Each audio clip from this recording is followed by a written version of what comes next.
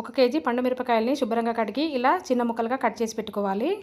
1/4 KG కల్లుపుని అలాగే 1/4 KG చింతపండుని clean చేసి పక్కన పెట్టుకోవాలి. ఇలా కట్ చేసి పెట్టుకున్న మిరపకాయ ముక్కల్ని కచ్చాపచ్చగా గ్రైండ్ చేసుకుని అందులో ఉప్పు చింతపండు వేసి గ్రైండ్ చేసుకొని ఇలా కచ్చాపచ్చగా గ్రైండ్ చేసేసుకొని ఉన్న మిరపకాయలన్నీ అదే విధంగా గ్రైండ్ చేసుకొని ఇదంతా 1 డే స్టోర్ చేసి పక్కన పెట్టుకోవాలండి.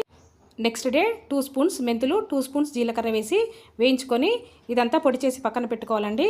నిన్న గ్రైండ్ చేసి పెట్టుకున్న మిరపకాయ పచ్చడిని అంతా ఒక పాత్రలో వేసుకొని ఇప్పుడు ఇందులో మనం గ్రైండ్ చేసి పెట్టుకున్న జీలకర్ర మెంతుల పౌడర్ వేసి ఇదంతా ఒకసారి మిక్స్ చేసి మళ్ళీ ఇదంతా చక్కగా మెత్తగా గ్రైండ్ చేసి పెట్టుకోవాలండి.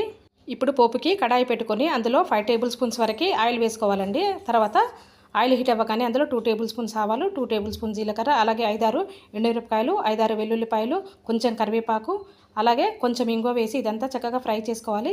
తర్వాత ఇందులో మనం గ్రైండ్ చేసి పెట్టుకున్న పండు మిరపకాయ పచ్చడి వేసి ఇదంతా చక్కగా కలుపుకోవాలండి. వెరీ టేస్టీ పండు మిరపకాయ పచ్చడి రెడీ అయిపోయిందండి.